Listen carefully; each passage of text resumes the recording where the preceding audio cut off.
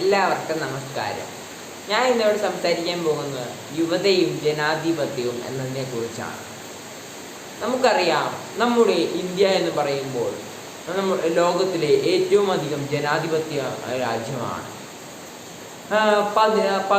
ഒരു കണക്കെടുത്ത് നോക്കുകയാണെങ്കിൽ 15 വയസ്സ് മുതൽ 24 വയസ്സ് വരെയുള്ള കണക്കെടുത്ത് നോക്കുകയാണെങ്കിൽ 24.7 കോടി യുവജനങ്ങളാണ് നമ്മുടെ ഇന്ത്യയിലുള്ളത്. എന്നാൽ ജനസംഖ്യയുടെ കാര്യങ്ങൾ കൊണ്ട് മാത്രം നമ്മുടെ ഭാരതത്തിന് വികസനം ഉണ്ടാകുന്നു ഇല്ല എന്ന് തന്നെയാണ് അതിൻ്റെ അർത്ഥം.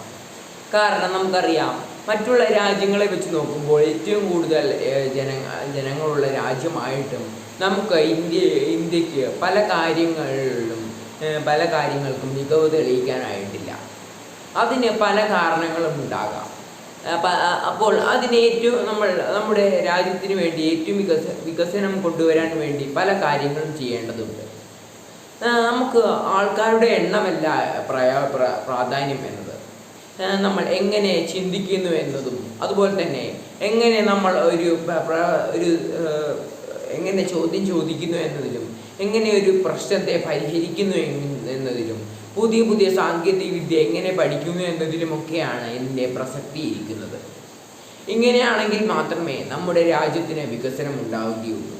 അല്ലാതെ ജനസംഖ്യയുടെ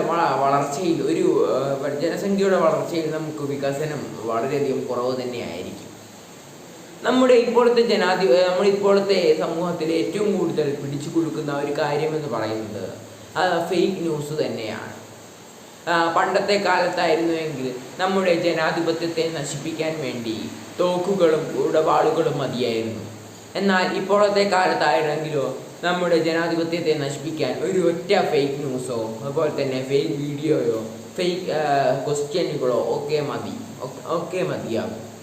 അങ്ങനെയുള്ള ഒരു കാലത്തിലൂടെയാണ് നമ്മളിപ്പോൾ മുന്നോട്ട് പോകുന്നത്.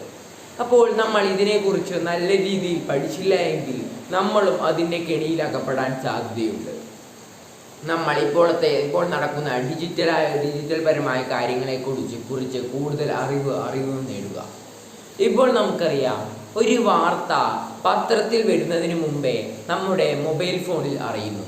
വാട്സപ്പിലായാലും, ഇൻസ്റ്റഗ്രാമിൽ റീലായാലും, ഫേസ്ബുക്കിലെ പോസ്റ്റ് ആയാലും, യൂട്യൂബിലായാലും ഇത് നമ്മൾ അറിയുന്നു. എന്നാൽ നമ്മൾ എത്ര പേര് ചിന്തിക്കുന്നുണ്ട് ഇത് ഫേക്കാണോ അല്ലയോ എന്ന്? നമ്മൾ അതറിഞ്ഞ പാടെ മറ്റുള്ളവർക്ക് ഷെയർ ചെയ്യാനാണ് നമ്മൾ താല്പര്യപ്പെടുന്നത്. അപ്പോൾ നമ്മൾ ഇതിൽ ചിന്തിക്കേണ്ട ഒരു കാര്യമെന്ന് പറയുന്നത് ശാസ്ത്രീയ മനോഭാവം നമ്മുടെ ഉള്ളിൽ കൊണ്ടുവരിക എന്നതാണ്. നമ്മൾ ആ ഒരു ന്യൂസ് കാണുകയാണെങ്കിൽ അത് നമ്മൾ എവിടുന്ന് വന്നതാണെന്നും, അതുപോലെ തന്നെ അതിൻ്റെ ശരിയായ പേജിൽ നിന്നാണോ വന്നതെന്നും അത് ഉറപ്പുവരുത്തണം. അല്ലാതെ ഒന്നും നോക്കാതെ പെട്ടെന്ന് തന്നെ എടുത്ത് മറ്റുള്ളവർക്ക് അയച്ചു കൊടുക്കുകയല്ല ചെയ്യേണ്ടത്. ഇപ്പോഴത്തെ കാലത്ത് നമ്മൾ ശ്രദ്ധിക്കേണ്ട ഒരു പ്രധാനപ്പെട്ട ഒരു വിഷയം തന്നെയാണിത്. പിന്നെയുള്ള കാര്യമെന്ന് പറയുമ്പോൾ നമുക്കറിയാം, 18 വയസ്സ് കഴിഞ്ഞാൽ നമുക്ക് വോട്ടവകാശം ലഭിക്കുകയാണ്. അത് ഒരു ചെറിയൊരു കാര്യമല്ല, അതൊരു വലിയൊരു കാര്യം തന്നെയാണ്. കാരണം നമ്മളും ഒരു ജനാധിപത്യ രൂപീകരണത്തിൽ പങ്കാളിയാവുകയാണ്. അപ്പോൾ നമ്മൾ ഒരിക്കലും ഒരു പാർട്ടിയെ മാത്രം സ്വാധീനിച്ചുകൊണ്ട് വോട്ട് കൊടുക്കരുത്. നമുക്ക് അതിൽ പല കാര്യങ്ങളും നോക്കാനുണ്ട്. നല്ല വികസനങ്ങൾ കൊണ്ടുവരുന്നത് ആരാണോ, അതുപോലെ തന്നെ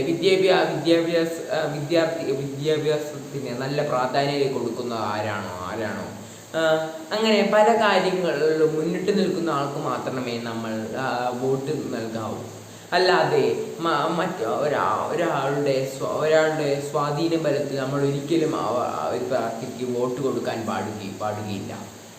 ഇങ്ങനെയുള്ള കാര്യങ്ങൾ ശ്രദ്ധിച്ചാൽ മാത്രമേ നമ്മുടെ യുവതലമുറ നമ്മുടെ ജനാധിപത്യം വികസിക്കുകയുള്ളൂ. ഇത്രയും കാര്യങ്ങൾ പറഞ്ഞുകൊണ്ട് ഞാൻ എൻ്റെ പ്രസംഗം നിർത്തുന്നു. നന്ദി.